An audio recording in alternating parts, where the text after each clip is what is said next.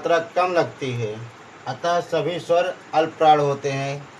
ये मोस्ट है, सभी स्वर क्या होते हैं? अल्पप्राण होते हैं। मैं अपने गुरु जी को प्रणाम करता हूँ। हम लोग पढ़ रहे हैं वर्ण विचार। वर्ण विचार में स्वर के वर्गीकरण देख चुके हैं। अब आज देख रहे हैं स्वरों के संबंध में विशेष तथ्य। पहला है स्वरों के उच्चारण में श्वास की मात्रा। दूसरा है स्वरों के उच्चारण में स्वर तंत्रियों में कंपन होता है, अतः सभी स्वर घोष सघोष होते हैं। सभी स्वर क्या होते हैं? घोष और सघोष होते हैं। घोष कहिए या सघोष। तीसरा है स्वरों का उच्चारण स्वतः होता है। जैसे अगर कोई आपको एक झप्पड़ मार दिया तो क्या कहते हैं? ई आ, ये सब क्या कहते हैं? ये प्राकृतिक स्वर हैं, इसीलिए इसको मूल स्वर कहा जाता है। इनके उच्चारण में अन्य किसी ध्वनि की सहायता की आवश्यकता नहीं होती है। स्वरों के संबंध में चौथा विशेषताएं देखते हैं हम। आ अंग्रेजी से आगत या गृहीत स्वर है। यह अंग्रेजी शब्दों से लिया गया है।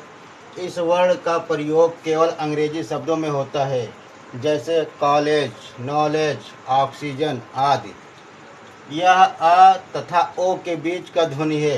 ये जो स्वर है ये अ तथा ओ के बीच की ध्वनि है। यह ह्रस्व स्वर, पश्च स्वर और वृत्तमुखी भी है। इसे ह्रस्व स्वर, पश्च स्वर और वृत्तमुखी भी हम लोग कहते हैं।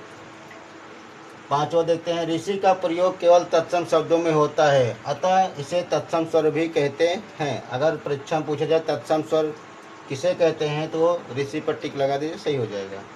और बाकी शेष स्वर जो है तत्सम और तद्भव दोनों होते हैं। स्वरों के बाद जो है दो ध्वनि जो है अयोगवा है।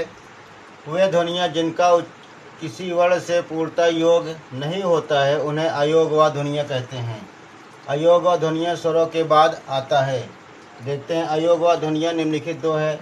अंग और आह जिसे हम लोग पढ़ते हैं, इसे स्वर में नहीं रखा गया, ना ही व्यंजन में, इसे अयोगवा में रखा गया है।